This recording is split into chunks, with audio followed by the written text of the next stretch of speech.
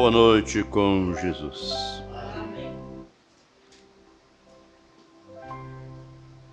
Eu vou ler apenas um versículo no Salmo de número 111, que é o versículo 10.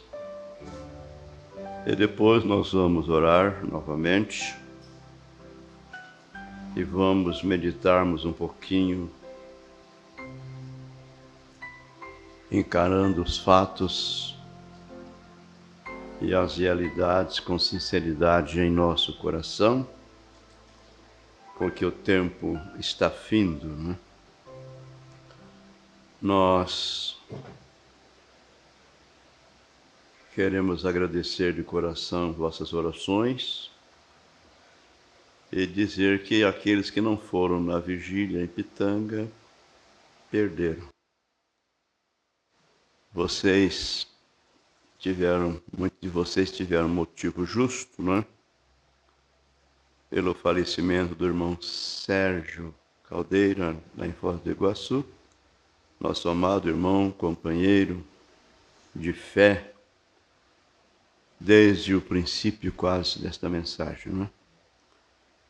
E nós estendemos nossos pesares a toda a família, a todos os parentes, que Deus possa confortá-los, consolá-los com as palavras de ressurreição. Eu creio, não vai demorar muito, nós chegamos ao fim. O temor do Senhor é o princípio da sabedoria.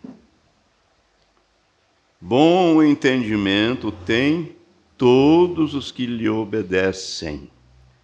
O seu louvor permanece para sempre. Amém. O temor do Senhor é o princípio da sabedoria. Sabedoria é a capacidade de agir prudentemente, julgar corretamente. Grande Deus, em cuja presença nós estamos. Resta-nos pedir ao Senhor não imputar nossas falhas, nossas fraquezas, mas que o Senhor use de misericórdia para com cada um de nós. Pois sabendo do tempo, a hora em que nós estamos vivendo, cremos que o Senhor poderá vir a qualquer momento. Teu servo profeta sempre usava uma expressão dizendo: Jesus virá em uma destas manhãs. E nós estamos de sobreaviso e não queremos perder a nossa oportunidade.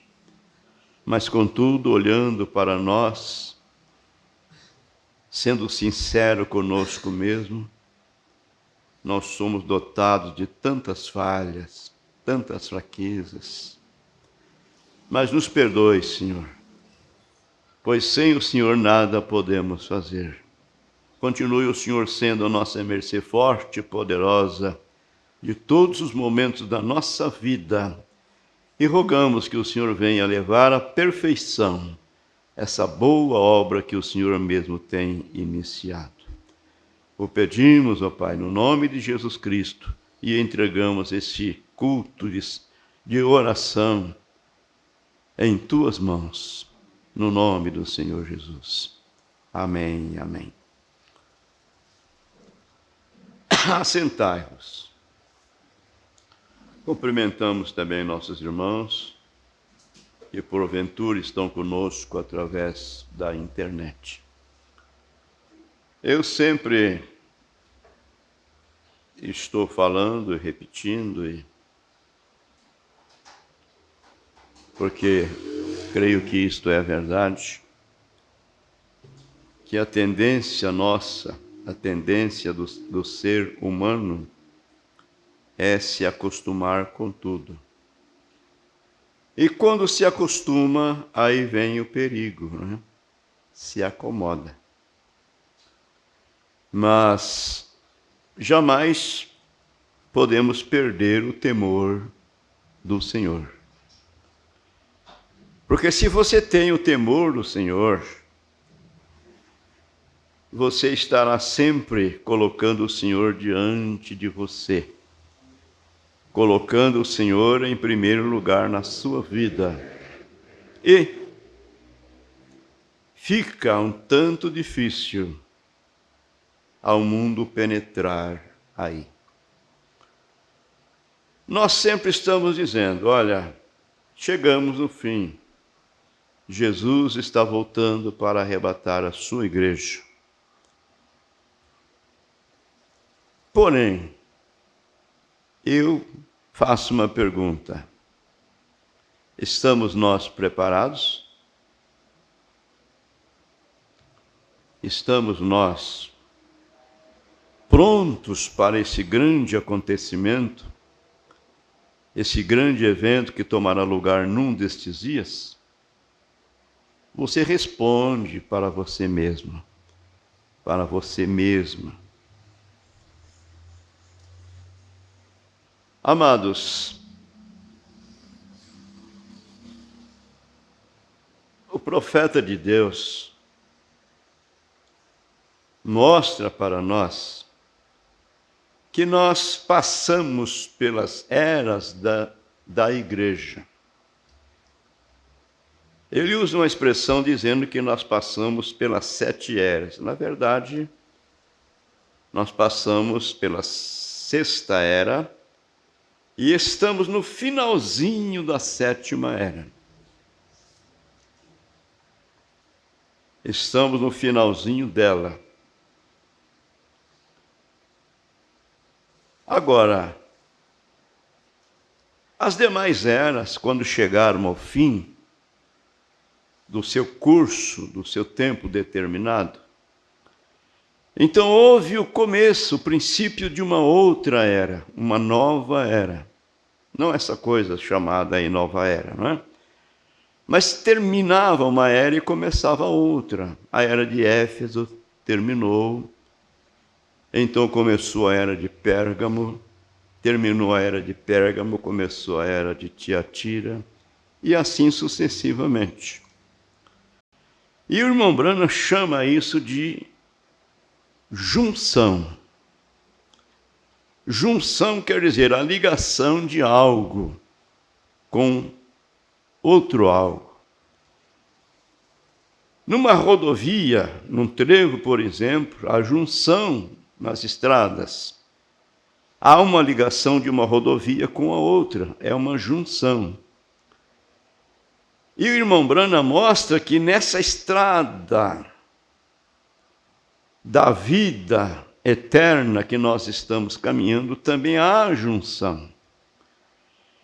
Então as demais eras tiveram uma junção. Começou, terminou uma era e começou a outra. Porém, agora, quando terminar essa era, não haverá uma outra era.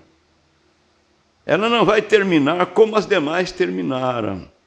Ela vai terminar com o arrebatamento da igreja, o qual o nosso profeta chama de rapto, porque será num abrir e fechar de olhos. Então será um rapto.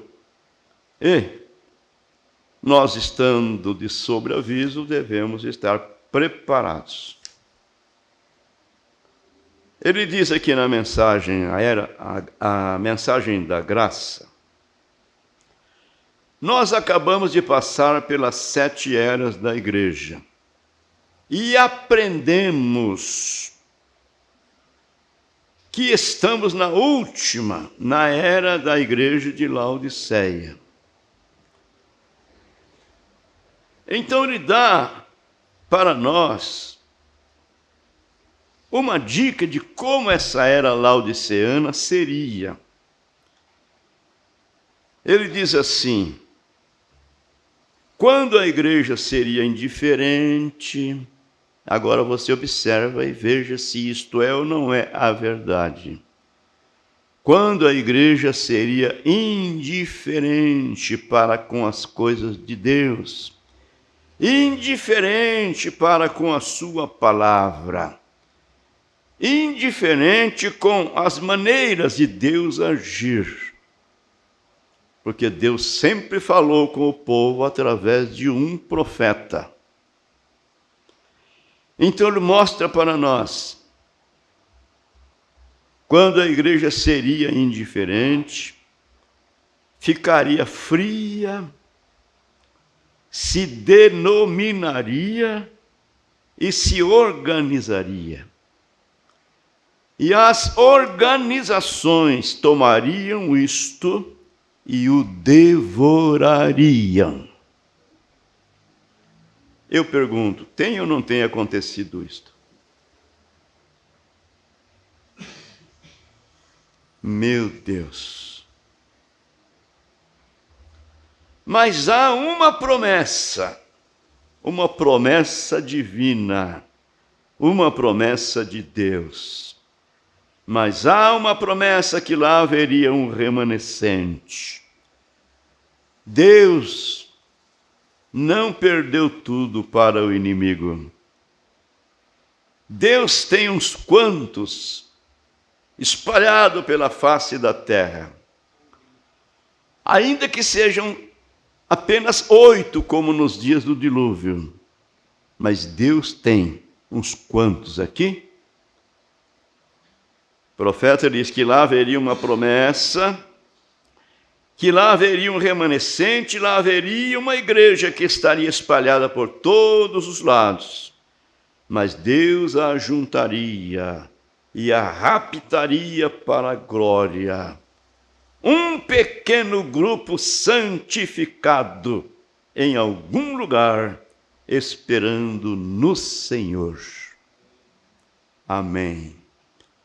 Agora, eu creio que você crê que você faz parte desse grupo.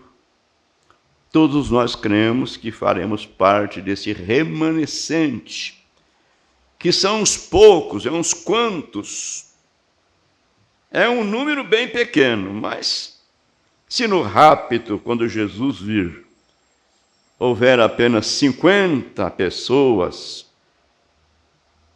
50 crentes que serão raptados, eu creio que eu serei um deles. E você precisa crer que você também será um deles. É assim que nós chegaremos lá. Amém. E lembrando que no caminho de Deus não há atalho. No caminho de Deus não há atalho. E o profeta mostra que você tem que jogar as regras do jogo. Porque ainda que alguém tome um atalho e chega lá primeiro, porém ele será desqualificado, porque ele não entrou pelo caminho, ele não foi pela via correta, ele não foi pela via precisa. Que Deus ajude a nossa fé. Sempre nos dias passados, nas dispensações, nas eras, quando chegaram ao seu fim, encontramos uma junção. Na rodovia existem junções. E existem junções na estrada que viajamos neste mundo. Há junções nesta grande e velha rodovia em que viajamos para a glória. Amém. Pedro disse que antes crescemos na graça e no conhecimento de nosso Senhor Jesus Cristo. Crescer, não decrescer, mas crescer na graça, no conhecimento, crescer na fé. O profeta disse: eu creio que estamos encarando algo grande, que é um algo maior que a vinda de nosso Senhor Jesus Cristo. Os santos que dormiram em todas as demais eras, eles dormiram no Senhor com essa esperança, aguardando a volta do Senhor Jesus. Creio que estamos encarando algo grande que a igreja deve conhecer e compreender. E para que possamos saber a respeito de que é tudo isto, precisamos encontrá-lo na palavra de Deus. Não é na palavra de um homem que tem muito argumento, não é isso? Mas na palavra de Deus. E o que nos diz a palavra de Deus, dando-nos as características do fim? Jesus falou como foi nos dias de Noé, como foi nos dias de Ló. Ele diz que por multiplicar a iniquidade, o amor de muitos esfriaria. Porém, aqueles que perseverarem até o fim, será salvo. Amém. Então, o profeta disse, encontrá-lo na palavra de Deus. Pois eu creio que se isso não estiver na palavra, eu simplesmente duvido um pouco disso. Mas se a palavra de Deus fala disso, então Deus, não importa quão indiferente, quão esquisito, quão difícil possa parecer para nós, os seres humanos, meu Deus, ao nosso costume de ensinar, ao nosso costume de pensar, é Deus trabalhando a sua palavra, é Deus cumprindo o que Ele tem prometido. Jesus falou assim que muitos serão chamados e poucos escolhidos. É Deus trabalhando a sua palavra. E muitas vezes é contrário ao nosso modo de pensar, ou talvez o modo em que fomos ensinados a pensar. Mas temos que reconhecer a onipotência de Deus quando ela é realizada diante de nós. Então, amados, nós vemos aí as Escrituras falando de guerra, rumores de guerra, peste, fome, terremotos em vários lugares, e etc, etc. Dando-nos os sinais, como foi nos dias de Noé, como foi nos dias de Sodoma, não é? Muito bem, mas para mim um dos maior sinal é que Deus nos enviou o Elias, o profeta restaurador de sua palavra, que pela graça de Deus nós fomos alcançados com a sua mensagem, mostrando para nós o Pai no Filho, o Filho no Pai, mostrando para nós o nome do Pai, do Filho e do Espírito Santo, no qual nós devemos ser batizados para perdão dos nossos pecados. É isso verdade? Batismo em nome de nosso Senhor Jesus Cristo não é de William Branham, isso é da Bíblia. Agora, a verdade é que as pessoas, elas estão embriagadas com o vinho, veja bem, embriagados com o vinho da prostituição, da prostituta de Apocalipse capítulo 17. É isso que é. Crendo em um Deus com 3 pessoas. O Pai, uma pessoa distinta, o Filho, outra pessoa distinta, e o Espírito Santo, uma outra pessoa distinta. Então, para eles, eu creio que eles pensam que tem uma pessoa maior, tem uma outra pessoa menor lá no final e uma intermediária. Quando, na verdade, há um único Deus e Senhor Jesus Cristo, o Deus que se fez carne e habitou entre nós. Porque, amados, se nós estamos errados, então a Bíblia está errada. Os apóstolos erraram. E a Bíblia não está errada porque ela é a palavra de Deus. O profeta diz para nós, olha, Deus nos deu a palavra e a palavra é Deus. Porque, veja, aqueles que receberam a ordem para ensinar as nações e batizá-las no nome do Pai, do Filho e do Espírito Santo, foram, ensinaram e batizaram no nome do Senhor Jesus Cristo. Então Deus, através do Elias, veio, restaurou a palavra e mostrou para nós estas coisas, estas verdadeiras. Então, se William Marion Branham é um falso profeta, eu pergunto, e os demais?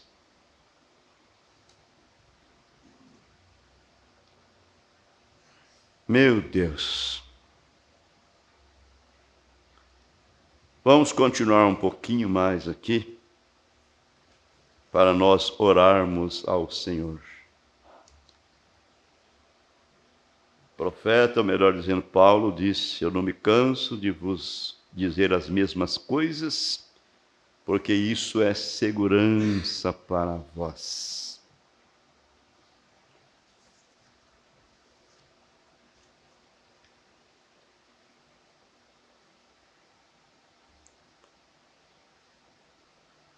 Ouçamos isto. Nunca, em nenhum tempo, Deus nunca fez nada sem antes primeiro avisar, sem antes primeiro advertir. O profeta diz para que então os homens que falhassem em andar naquilo, tivesse que se colocar diante dele, de Deus, e tivesse que se colocar sem nenhuma desculpa, porque Deus deixa isto muito claro, de forma que se o homem estiver preocupado o suficiente sobre isto, ele o encontrará. Isso é, se ele estiver preocupado, estiver desejoso, tomar conhecimento, conhecer a verdade. A Bíblia diz: conhecereis a verdade, e a verdade vos libertará. Amém.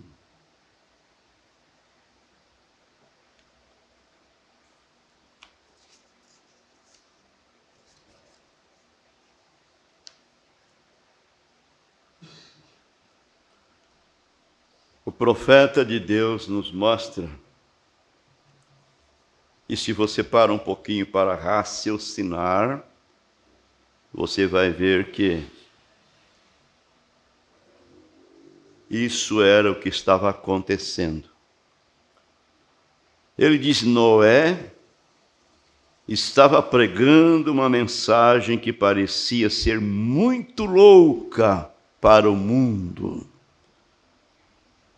A mensagem que Noé estava pregando para o povo, não somente em palavras, mas com obras.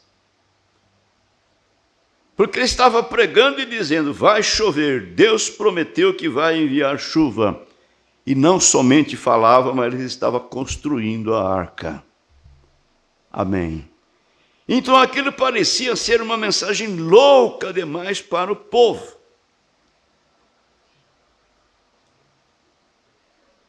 Porém, Noé, aqui está agora. Noé estava preparando a arca, fazendo um lugar de segurança. E aquilo era um milagre em si mesmo.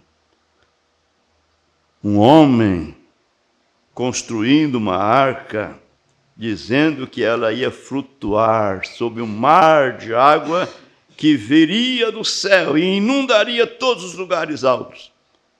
Um homem crer naquilo era um milagre. E você deve reconhecer que você crer no Evangelho, crer no nome do Senhor Jesus, crer nessa mensagem da hora, isso é o maior milagre que Deus poderia realizar na sua vida. Isso é um milagre maior que receber a cura de um câncer. Porque a pessoa pode ser curada de um câncer e morrer até mesmo com o mesmo câncer ou de outra doença. Mas isso aqui te leva para a vida eterna. Amém.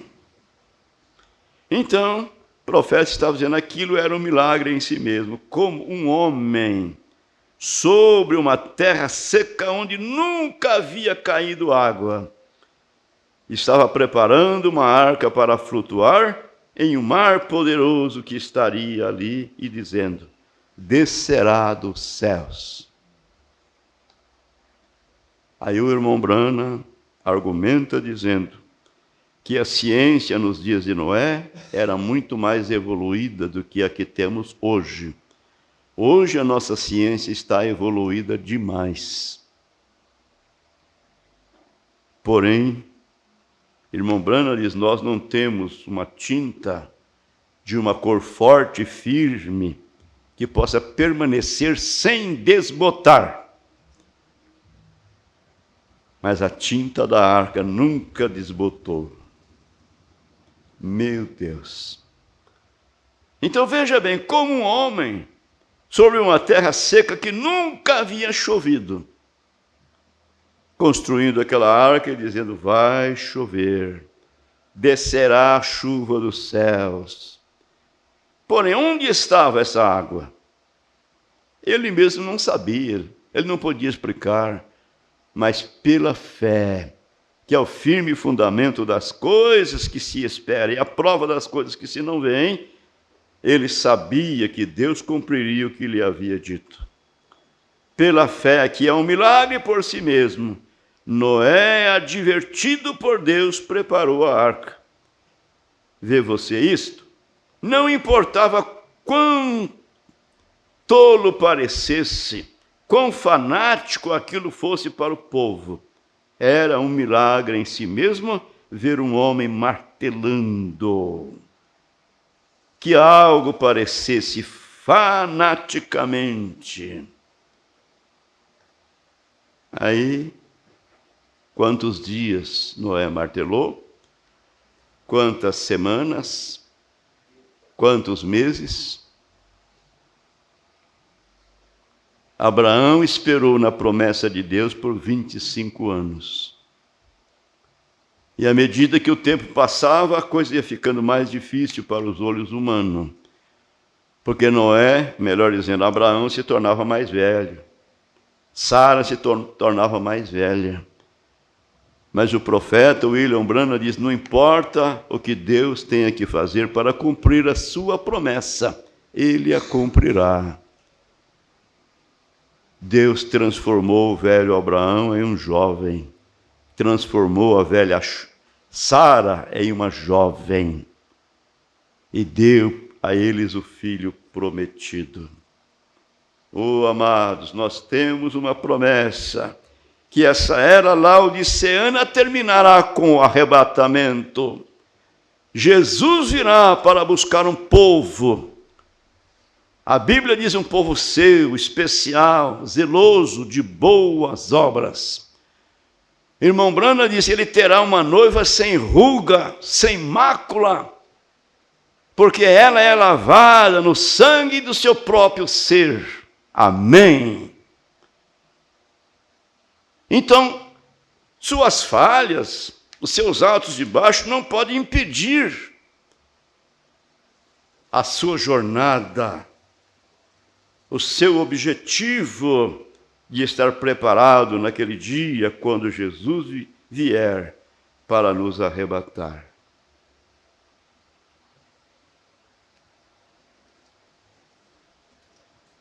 O profeta de Deus disse, mas aqui está o grande milagre.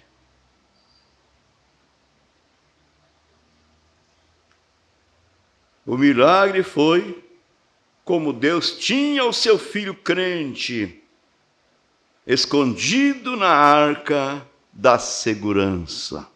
Amém. Pense um pouquinho nisto. As águas caíram, o dilúvio veio, a chuva começou, e foi chovendo, e foi chovendo, e foi chovendo. E essa arca começou a se mover, começou a subir. E eu imagino quando ela estava por cima de todos os picos mais altos da terra, eu imagino como Noé glorificava a Deus. O profeta diz que ali estava o grande milagre. Foi como Deus tinha o seu filho, crente escondido na arca da segurança. Todo o tempo que trovejava e a chuva estava caindo, Noé estava descansando na arca com Deus. Essa arca representa o Senhor Jesus Cristo. Ele é a nossa arca. Quando esse mundo estiver passando pela grande tribulação, nós estaremos ali na glória com o Senhor. Noé estava descansando na arca com Deus, predestinado, preordenado para estar naquela arca. Quando as pragas estavam caindo, Noé estava descansando em segurança. Aquele que tinha sido criticado. Eu imagino quantas críticas Noé sofreu. Aquele que tinha sido criticado havia entrado em descanso. Amém. Não importa o que falem de nós, não importa o que falem de mim, eu direi o que sei de Jesus. Amém. Nós diremos o que sabemos de Jesus e permanecemos crentes, porque alcançamos a revelação da sua palavra. Amém. Então, meus amados irmãos, em qualquer circunstância da vida, permaneça firme com Deus, dando o melhor para Ele, o melhor de sua vida, o melhor do seu tempo, orando, cantando hino, salmodiando o nome do Senhor. Você não estará perdendo nada por isso. Mas hoje nós vivemos em um tempo tão perigoso. Há emboscadas por todos os lados. Há coisas atraentes por todos os lados. E se você não estiver vigiando, quando você deveria estar dando o seu tempo para Deus, você está entristecendo o Espírito Santo. Vamos orar um pouquinho? Eu creio, amados, que nós devemos orar e pedir a Deus mais daquele poder do alto, uma porção maior do Espírito Santo, porque o profeta William Branham diz: o Espírito Santo tira tudo de você. O Espírito Santo tirará tudo de você. Às vezes tem alguma coisinha que você não está dando conta. Mas deixa o Espírito Santo entrar em cena e dê alimento para ele. Ele vai tomar o lugar de qualquer coisa que não promove edificação. Então, amados irmãos, nós estamos aproximando de mais uma junção. Estamos aproximando do nosso encontro com Ele, aproximando do nosso arrebatamento.